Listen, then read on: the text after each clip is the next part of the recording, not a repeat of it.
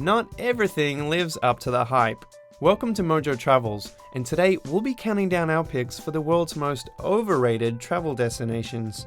Are you a fan of our videos? Be sure to subscribe to MojoTravels and ring the bell to be notified about our latest videos.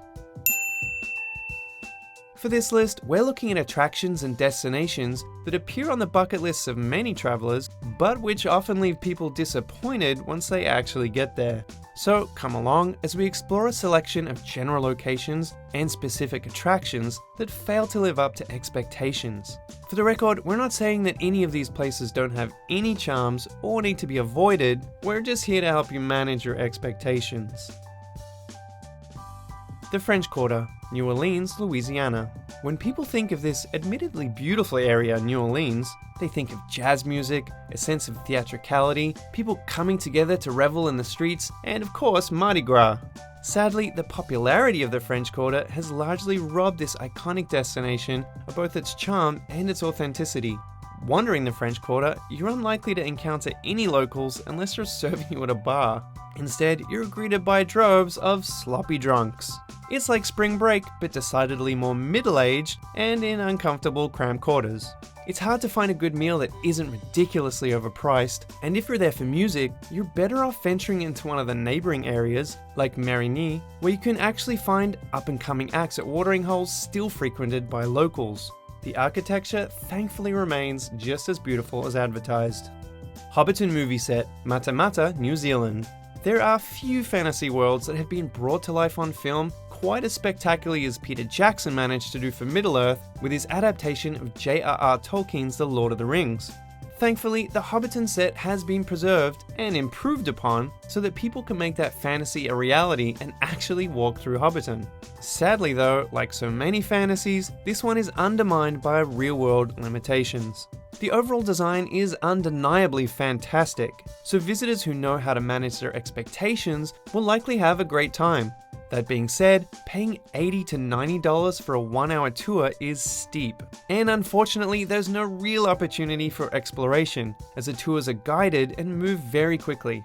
Not to mention, New Zealand is a major trek for most visitors, and for many, passing through Hobbiton at a hurried pace makes for a rather painful tease. But who are we kidding? For superfans, it likely still remains a must-visit. Champs-Élysées, Paris, France. Ah, les Champs-Élysées. It's the stuff of songs and many a romantic fantasy. The avenue appears on the checklist of must-visit areas of Paris for pretty much every first-time visitor to this city of romance. If you took basic French in high school, you know that the word champ means field. But while Paris is a city famous for its green space, you won't find much of it along this world-famous shopping street. Don't get us wrong, the tree-lined avenue makes for a beautiful photograph, especially with the Arc de Triomphe serving as a colossal focal point at one end. But walk up and down the Avenue des Champs-Élysées and you'll find little else but major retailers like Banana Republic, The Gap and Lacoste, while the sidewalk itself is crowded with souvenir vendors hawking overpriced plastic Eiffel Towers. Meh. The Blarney Stone, Blarney Island. Are you in search of the gift of gab? Well, you're probably better off downloading a language learning app or signing up for a public speaking course. Something tells us that kissing this rock isn't going to suddenly make you eloquent, clever, or the world's greatest flatterer. In fact, back in 2011, a Lonely Planet survey found it to be pretty much the most overrated tourist attraction in Europe, with a staggering 73% of 13,000 respondents recommending that people skip it. Regardless, this world-famous stone, which is set into the battlements of its namesake castle, continues to draw people from around the world as it has for ages. Concerns of sanitation aside, the biggest gripe that peoples have with the experience is that, well, you're kissing a rock.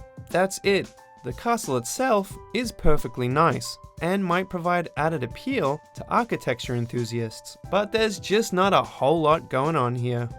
Rainbow Mountain, Cusco, Peru. Duped by Instagram yet again!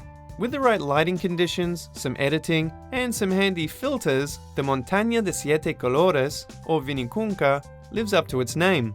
And to be fair, even in person, most visitors will agree that the lines of color that decorate this Peruvian mountain make for a unique sight. The issue is that unless you happen to visit at the perfect time of day in August, and when there hasn't been any recent rain, the colors are unlikely to come anywhere close to the vibrant hues that you've been obsessing over online. But that's fine, right? Surely such a distinctive geological occurrence is reason enough to justify the trip. The thing is, it's not a very easy trip. Visiting Vinicunca involves a 2-hour drive, followed by a 3-mile hike over rough terrain if you're coming from Cusco, or a 3.5-hour drive through Pirimaca, followed by an alternative trek. Either way, it's a whole lot of time and energy, and if bad weather rolls in, tough luck. Even under good conditions, many visitors voice disappointment with the sight that greets them. Mount Rushmore, South Dakota, United States. When you gaze upon Mount Rushmore, you're immediately struck by what an impressive feat it is to carve the likenesses of Presidents Washington, Jefferson, Roosevelt, and Lincoln into the side of a mountain. And to think this work was completed back in the early 20th century, between 1927 and 1941, using relatively limited technology. But once the initial impact wears off, one can't help but be somewhat underwhelmed by the actual size of the sculptures. Don't get us wrong, a 60-foot tall head is impressive, but Mount Rushmore is hurt by its own reputation. Photos of Mount Rushmore provide very little by which to judge the scale of the heads, and unfortunately, most visitors don't realize just how much they've exaggerated the size of these presidents in their minds until they see the sculpture for themselves. Loch Ness, the Highlands, Scotland. Spoiler, you're not going to randomly have an encounter with the legendary Loch Ness monster. And once you accept that reality, what you're left with is an admittedly pretty lake, but one whose local legend has resulted in inflated prices of pretty much every service in the area, and a whole lot of tourist-centric merchandising and theming. Unless you're a serious Nessie fan, this is likely to leave you feeling let down. Sure, you're unlikely to make a trip to Scotland just to visit Loch Ness, but once you get there and realize that the lake is actually pretty far out of your way, and that you've forfeited a day of your trip that could have been better spent elsewhere in this culturally rich nation, well, no amount of cheap souvenirs will make up for that time. The Mona Lisa, Paris, France. To call the Louvre overrated would be, well, just wrong. Sure, the lines are absurdly long, sometimes taking upwards of 2 hours just to get inside. But once you make it in, you get to see some of the world's most famous and stirring works of art.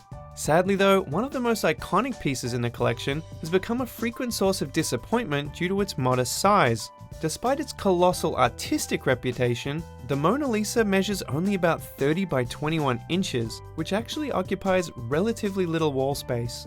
Size isn't everything, but the massive crowd perpetually gathered around it makes the painting feel even smaller, and perhaps not worth fighting through to see.